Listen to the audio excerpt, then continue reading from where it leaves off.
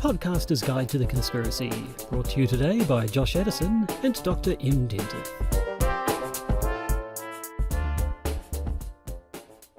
Hello and welcome to the Podcaster's Guide to the Conspiracy. I was about to say it's a dark and stormy night here in Auckland, New Zealand, but the rain seems to have stopped, so we might actually get a nice clear bit of recording, which would be nice. It's true, although at some point in the next few weeks you are going to get recordings that have thunder, wind and lightning. Now the lightning will only be effective if you're watching the video version of this podcast/vodcast, but the wind and the thunder will be exciting because that is Auckland in autumn. Most interesting. At any rate, I, of course, am Josh Addison, and sitting next to me, of course, is Dr. M. Dentith.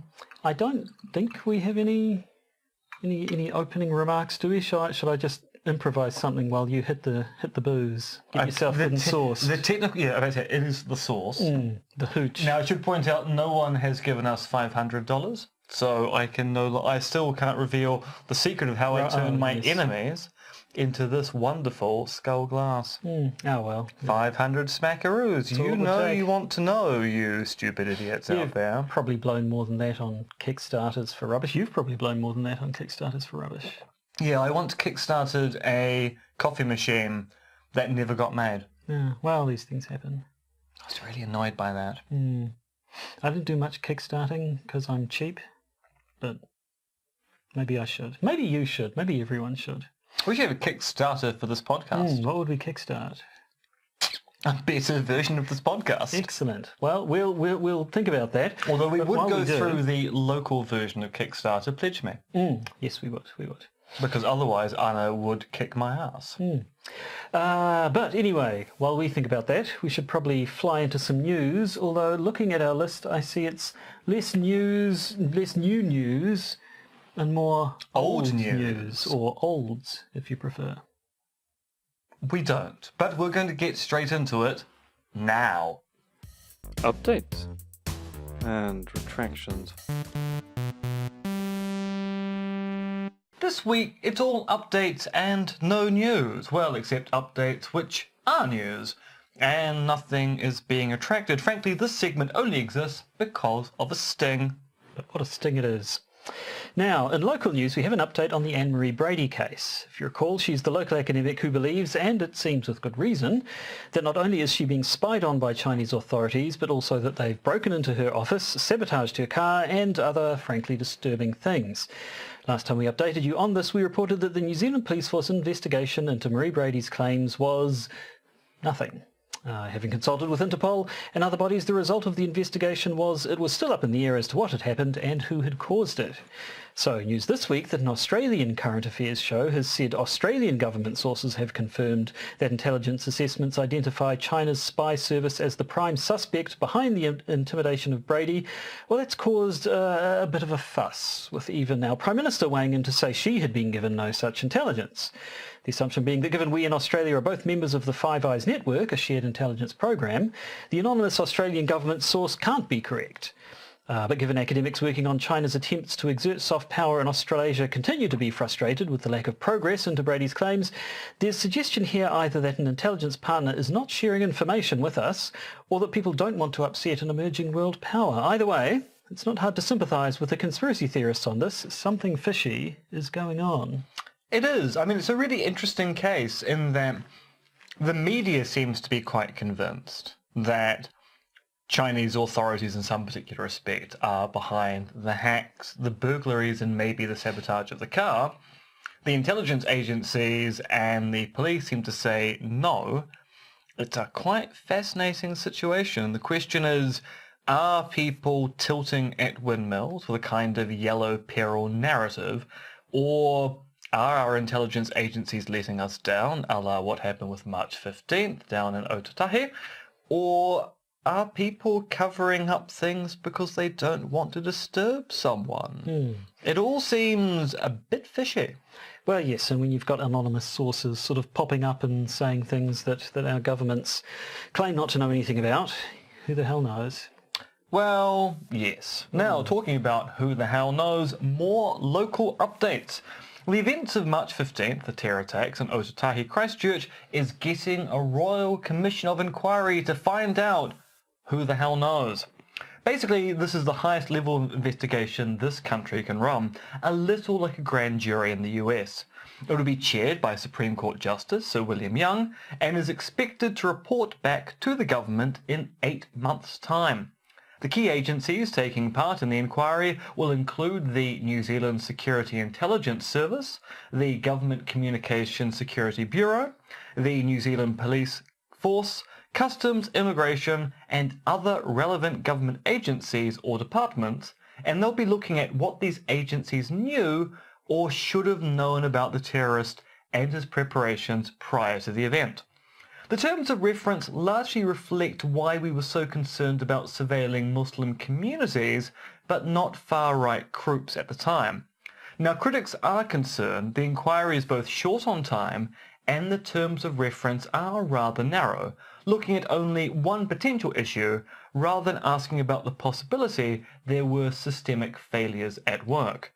But this and the new gun laws recently enacted do show that the government is interested in ensuring that this doesn't happen again, which is a pleasant change of tact from certain allies who seem to be back to excusing white nationalism and white supremacism. Fortunately, we don't talk about those allies at the moment because we are so damn sick of the sight of them or the sound of them. Or whatever. Although we probably could talk more about Australia, but we're going to. We are going to talk about Australia. So let's move on for now. And finally, some good news, kind of, for the family of Jamal Khashoggi.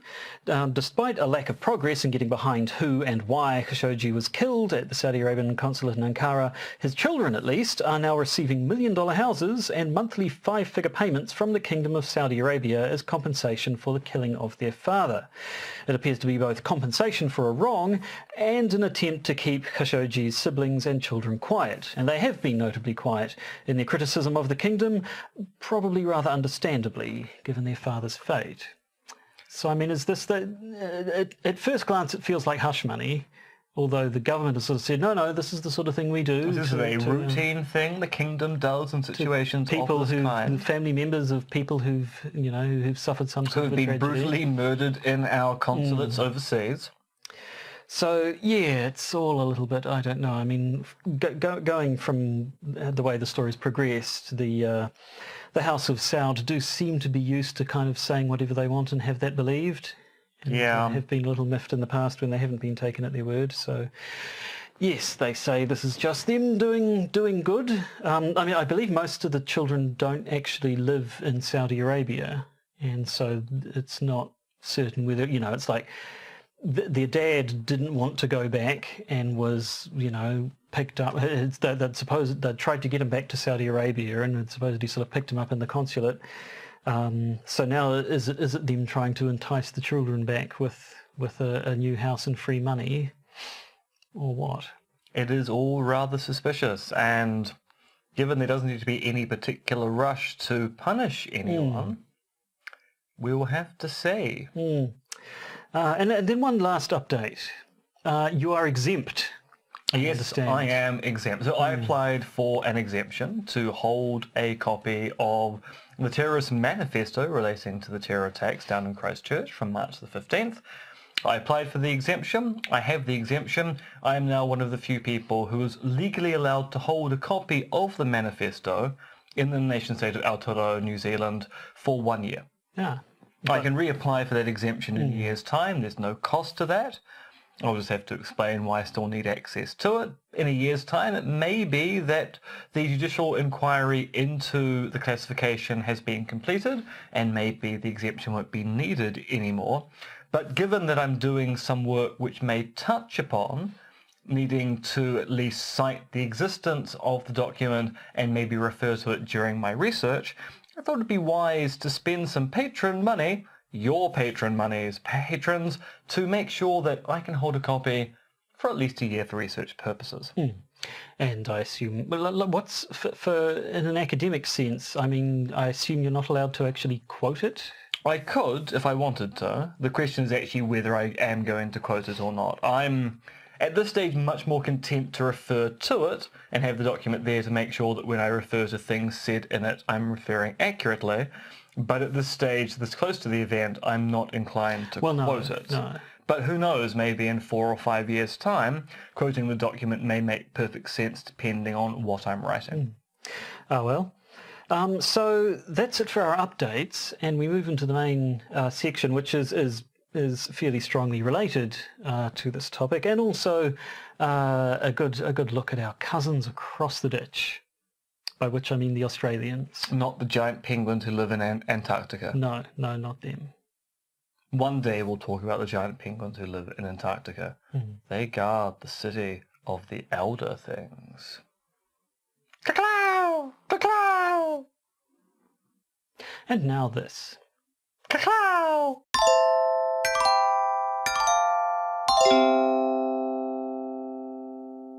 Righto, so because the thing is today we're going to talk about the Port Arthur Massacre in Australia. So this is, you've probably heard about this one. This was back in 1996, from the 28th to 29th of April. 35 people were killed and 23 wounded in Port Arthur in Tasmania.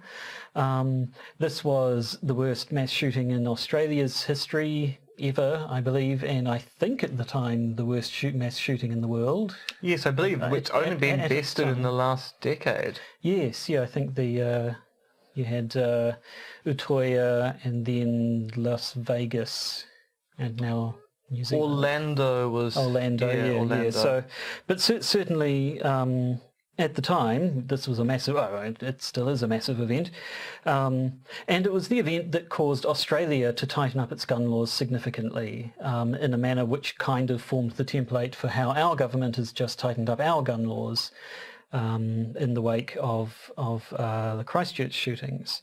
And so not only has it been a template for New Zealand in that respect, but there are conspiracy theories around the Port Arthur Massacre, and so probably it's fair to expect that they will in some way be a template for the conspiracy theories that end up popping up, and I believe are already popping up about the case in New Within Zealand. hours of the March 15th event, the standard false flag mass shooting conspiracy theories came up. Now, just a small historical note for people who know something about Sino-Japanese relations.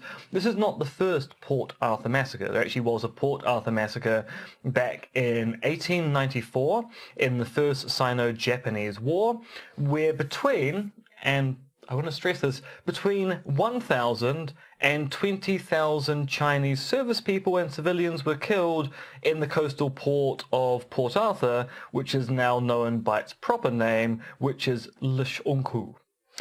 Yeah, that's a bit of a margin of error there, between 1 and 20,000. But yes, and actually it's quite interesting to look into this because these numbers, the bigger number comes from the aggressing Japanese forces who wanted to celebrate how many people they killed. As people point out, it's estimated that back in 1894, the population of Port Arthur was only about 13,000 people. So even when you add in a whole bunch of troops, you're probably not going to get to 60k. So they're going, well, it's claimed only 37 people survived the massacre, which means you have 13,000. Plus however many troops there are, which would get you somewhat close to, say, 16k. But as people say, no one really knows what the records are at the time, so it's a bit up in the air as to how big the massacre was, but it was big. So there you go. If you wondered how murderous we are as a species, we human beings, you can talk about the massacre of people at Port Arthur, and people will say which one. Yeah. But anyway, yes. So it's basically brought up. Port Arthur in Tasmania is usually brought up as sort of the counterexample in the American gun debates, where people will say, enacting gun laws, it's not going to do anything, and people say, well, look at Australia. They had this event in 1996. They passed gun laws straight away. There hasn't been a mass shooting on that scale since. There have been mass shootings in Australia, but considerably smaller in scale. And I mean, in New Zealand, we had the Aramoana shootings in 1990, where I think 13 people were shot. Yeah, so yeah, David Gray shot. Yeah. And that was very much a case of he was diagnosed schizophrenic, and it was there was at the time, I think there was talk of Rambo-style military weapons, which we had some legislation against at the time, but it was very much, I think it was, like, from what I've read, it was more based on kind of what they looked like, sort of the shape of the weapon rather than what it actually did. Although it did result in the Thorpe inquiry, which was a massive inquiry into our gun laws at the time. The Thorpe inquiry came back with basically all of the recommendations that have just been passed by our parliament now to enact gun control, and the government of the time kind of blinked and passed the ball, to mix their metaphors. Yes. Yeah, I mean, and that's sort of the thing. I think I've seen people saying governments are generally reactive. They don't do precautionary stuff because that will piss too many people off, saying, hey, we're going to enact this law, curtail your liberties in some way because of a hypothetical situation that would be bad if it ever happened, but hasn't yet. They don't tend to do that, and so the sad fact is that it takes an event like the events in Christchurch to or really... in Port Arthur. Or indeed in Port Arthur. And that's one place where the conspiracy theories start, because apparently there had been, as in New Zealand, there had been inquiries and looks into maybe doing something about gun control laws in the past, and particularly there was a summit in 1987 in Australia, and apparently at the time, basically there was this gun summit. I believe nothing really came of it. They didn't tighten up gun laws in any way, and the former Premier of New South Wales, Barry Unsworth, apparently said at the time, it will take a massacre in Tasmania before we get gun reform. And wouldn't you know it, 9 years later, there's a massacre in Tasmania and they get gun reform. I think 9 years is probably stretching it a little bit to be... move very slowly. Well, I should point out, I believe Barry Unsworth actually lived in Tasmania. So when he was saying in Tasmania, he was talking about the place he came from, as opposed to just randomly pointing at Tasmania. Now, recently, the conspiracy theories around Port Arthur have been in the news. Pauline Hanson, who is the leader, is she? Leader of Pauline Hanson's One Nation. One Nation party in Australia. Which is their name pretty much gives it away, so she'd been talking about a little bit on the news, very much in the context of there are unanswered questions. I'm just asking questions. This kind of skips to the end slightly, but the reason why this all came up is that Al Jazeera decided to do a documentary about how the NRA tries to control the narrative around guns, particularly the NRA's work overseas. So Al Jazeera kind of set up a sting operation where they contacted various politicians in different countries, including Pauline Hanson in Australia, and organised a meetup saying, look, and they were pretending to be the NRA, look, what could we do to help change the narrative around guns, knowing that the NRA actually does proactively do this. There'd been other news in Australia recently about people getting drunk and then contacting the NRA to ask for money. And Hanson basically goes through and talks about how what she really needs is about 10 to 20 million Australian dollars so that she can run a campaign to get more parliamentarians and senators into the Australian political system so that then they can start looking at loosening gun control. And while she has this conversation, she brings up Port Arthur and goes, look, it's very suspicious. There are unanswered questions. Those shots were very, very accurate. Then her chief of staff, out of nowhere, goes, yeah, and look at 9/11. That was probably an inside job. And then the Al Jazeera footage got out because the documentary showed. And Pauline Hanson made some really interesting claims. First, she refused to appear on camera to discuss what she had said because apparently her face had been paralyzed by some kind of insect sting. And then she claimed that Al Jazeera had employed voice impersonators and overdubbed her. Yes, so that brings in there are two threads of conspiracy theory around Port Arthur at the moment. I thought you were going to say around Pauline Hanson. No, that would be odd. So we have the conspiracy theories about the massacre itself, which tend to follow the same sort of false flaggy narrative that we're sick to bloody death of in this podcast by now. But there are also the conspiracy theories coming from the gun reform type attempts that we're seeing right at the moment, where organisations like the NRA have been trying, it seems, covertly or not so covertly, trying to influence legal decision making in other countries. And here, our Minister Judith Collins, former Minister of Police in the National Party, was in the news for telling the NRA to bugger off. Her words. We like to keep things very formal in this country. And that's been the tenor of most discussions that I've seen. Sort of when there's been any suggestion of the NRA sticking their noses in here, the response has very much been, get out of our country. You've screwed up your country. Don't come over here trying to export your brand of crazy to us. But that's been when it's got out amongst the general populace. But amongst people who would actually would be fellow travellers of the NRA.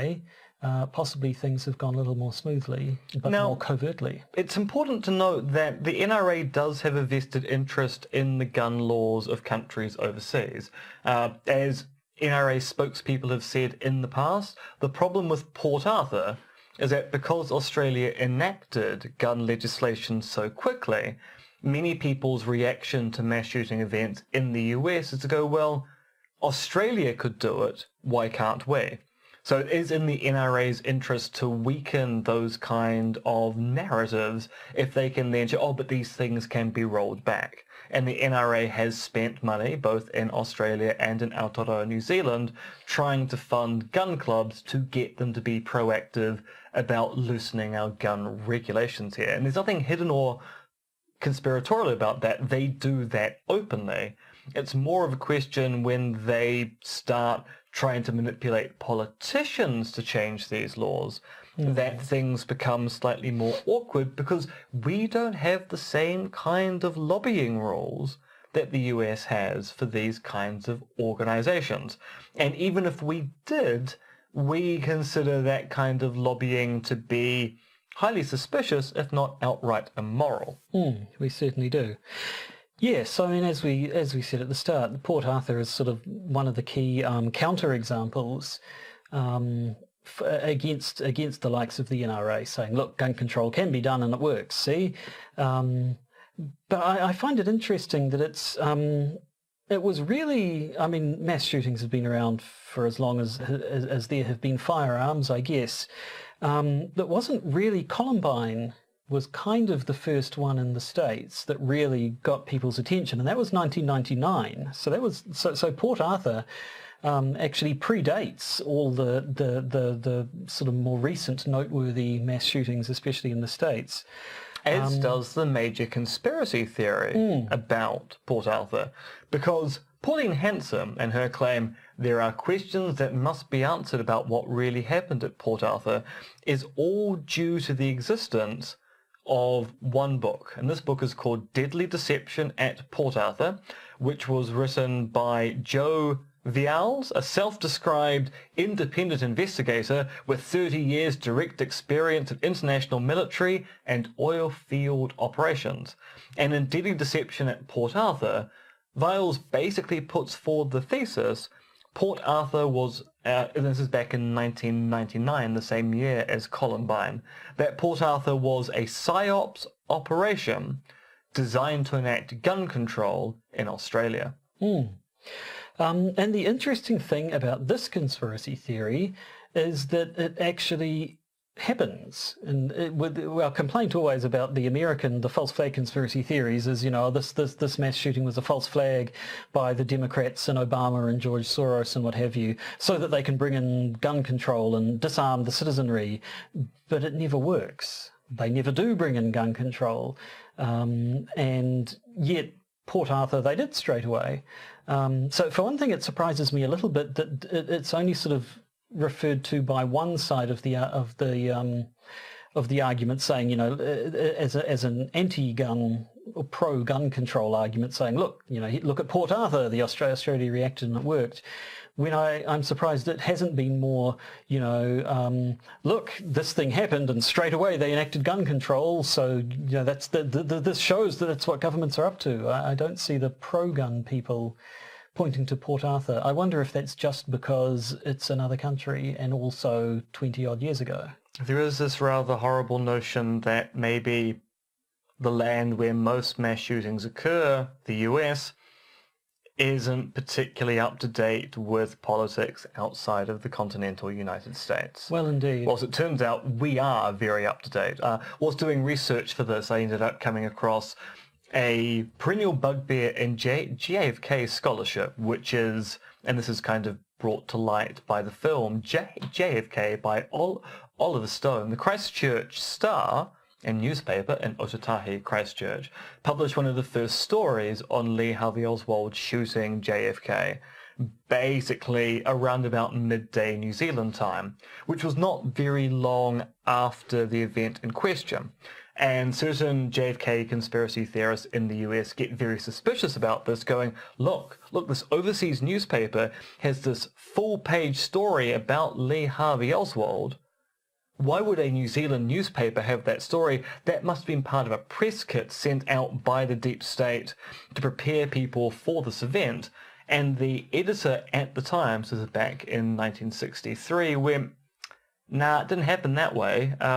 Lee Harvey Oswald was a person of interest to the world generally because when he defected to the USSR, that made news all around the world. It was reported in a variety of big newspapers in the US. We subscribe to those, so we have all of those things on file.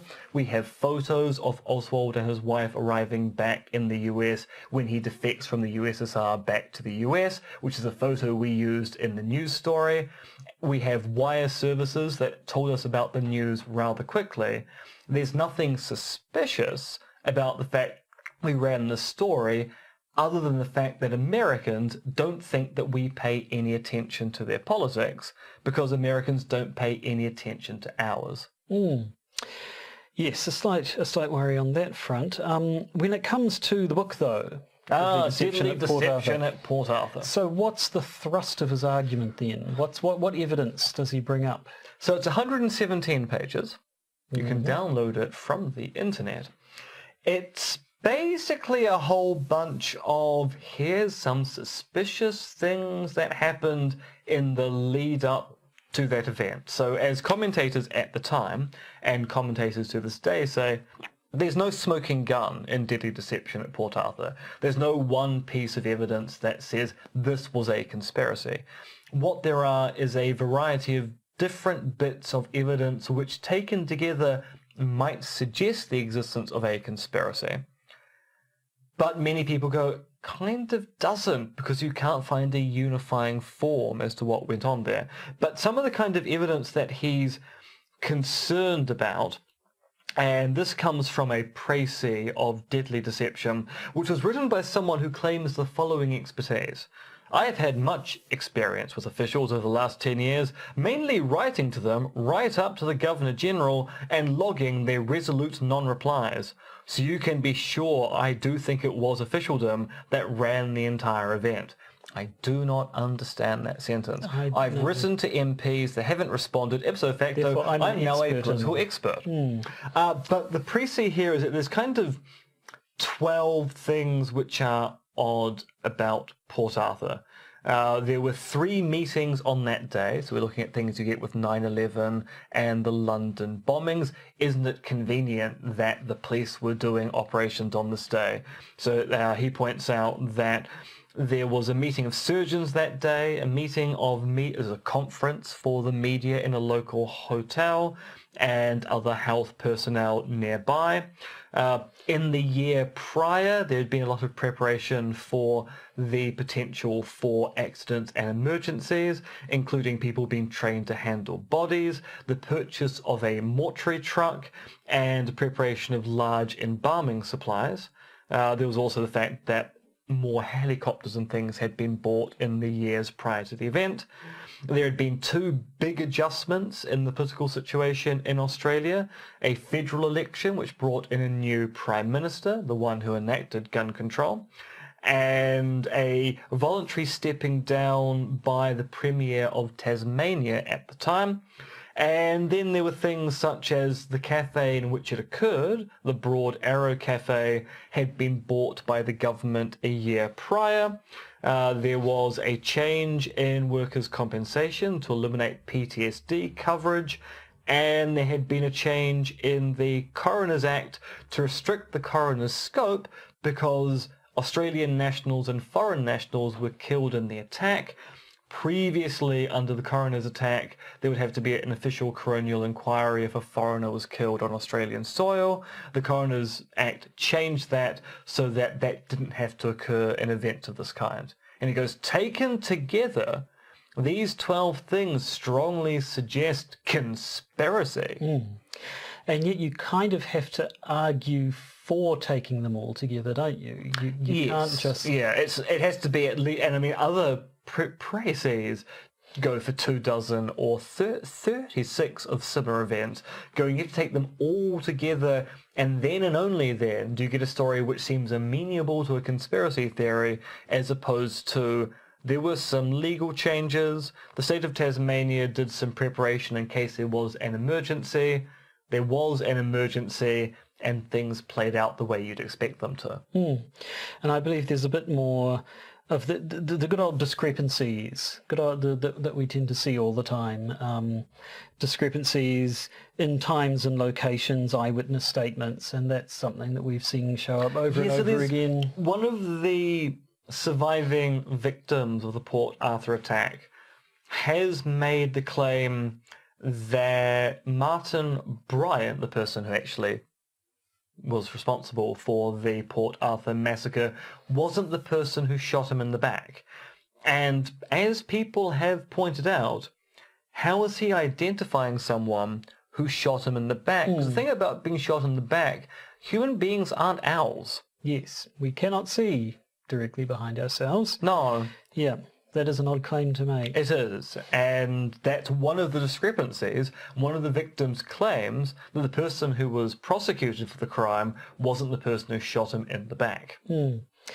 Now, there's also, as we mentioned before, the whole precision shots thing, which, I mean, that seems a little bit low on substance as well, that people were shot. What's the difference between a regular shot and a precision shot? And remember, of course, these shootings, they started in a cafe, they ended up going all over the place. Some of them were at distance, some of them were close-range executions. I think the most horrific event in the massacre was a woman approached him thinking he was someone who could get her out of there, and he killed her and her two children point-blank range right in front of him.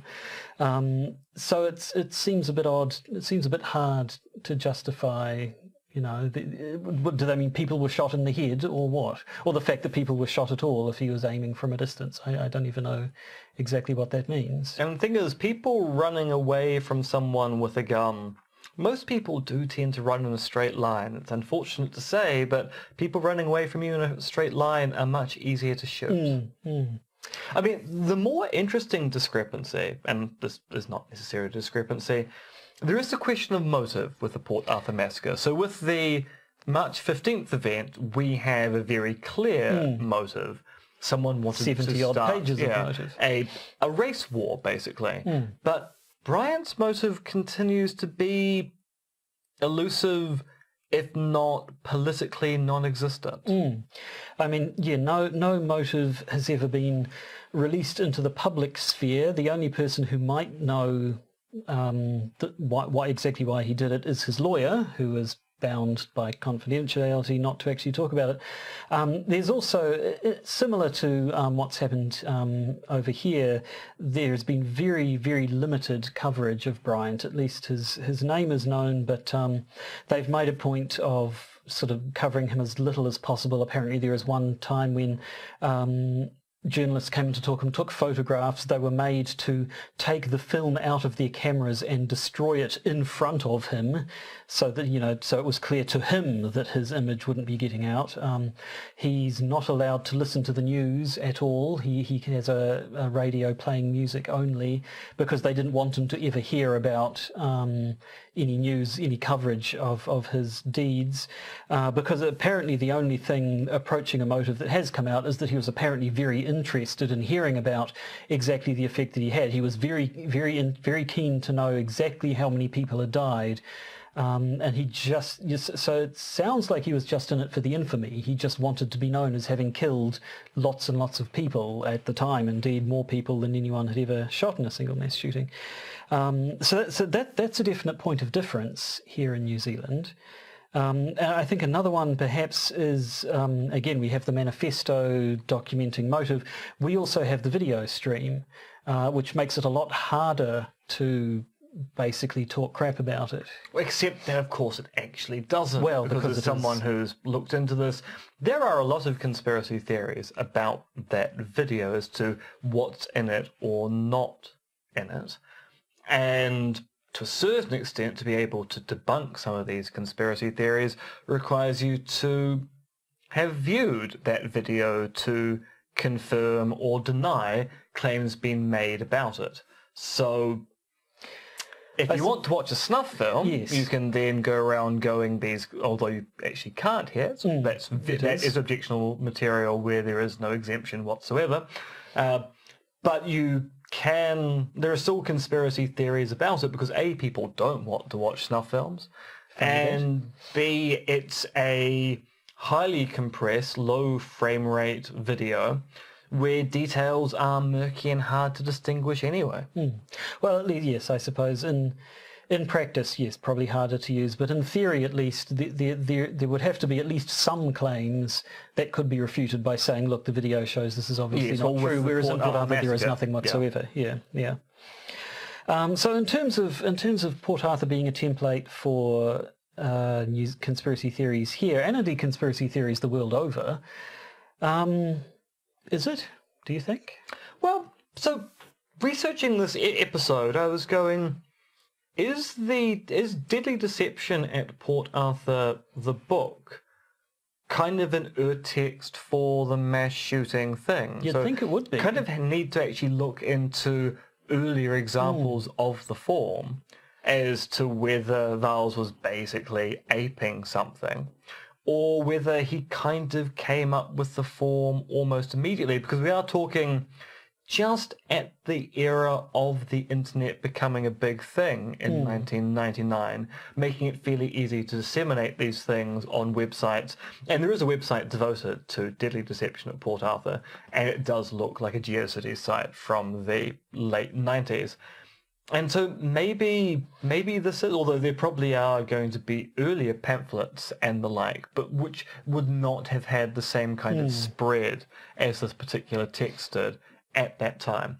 So there is a very open question here, and it's something which I haven't quite got to the bottom of yet. Yeah, it does seem odd, because I mean, talking about the sorts of things you see in Deadly Deception, it did remind me of, say, James Tracy's early things about Sandy Hook, where there seemed to be very low on substance but high on insinuation and lots of, why would this happen? This is a bit odd, isn't it? And taking a whole bunch of things together to make it look like a bigger thing without actually arguing that it's valid to take them all together. And talking about Sandy Hook, that gets us back to our good friends at the NRA, because it came out rather recently in a Huffington Post article that a NRA official contacted a prominent Sandy Hook truther just after the events of the Sandy Hook Massacre to go, you should call into question the official theory here. There are unanswered questions. We don't think the official theory is the complete story, which was the NRA weaponizing conspiracy theories about Sandy Hook to further their own anti-gun control campaign. Agenda, yeah. Yeah, and I mean, at the end of the day, these things, they all sort of turn back on themselves and feed into each other. We've said before about how false flag conspiracy theories tend to rely on all the previous events also being false flag conspiracy theories, which rely themselves on previous events, and they all sort of feed into one another. So any conspiracy theories that are coming out right now about our own local version of events, as well as having the more local Port Arthur Massacre to rely on, have 20 years worth of this sort of false flag theory stuff, providing a template for them already. So, bugger, I think is all I have to say. Yeah. So I think that's depressing enough for now. Probably, It is. I think. It is.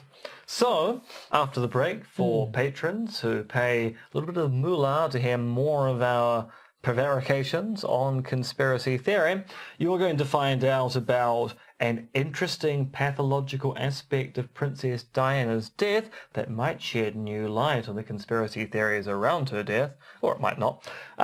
You'll find out about an instance of what appears to be satanic panic here in Aotearoa, New Zealand, and an interesting story here. Let's read the headline.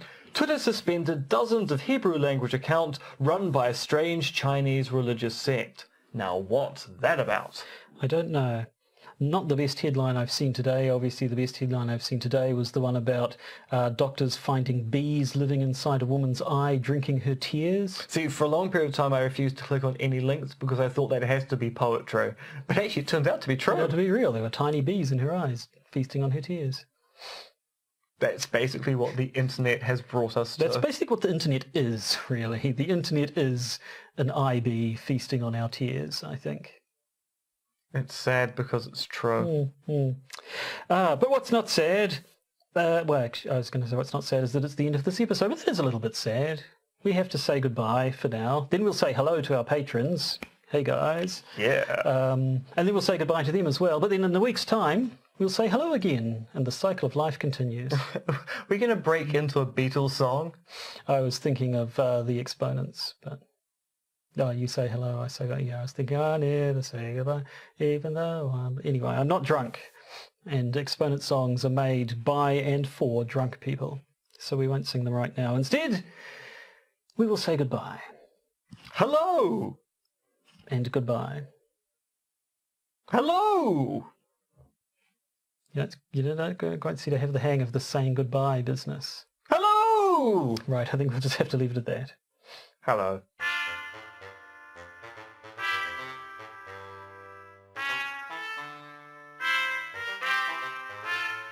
You've been listening to the Podcaster's Guide to the Conspiracy, starring Josh Addison and Dr. MRX Dentith, which is written, researched, recorded and produced by Josh and M.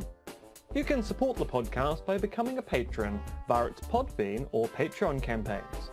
And if you need to get in contact with either Josh or M, you can email them at podcastconspiracy@gmail.com or check their Twitter accounts, Monkey Fluids and Conspiracism.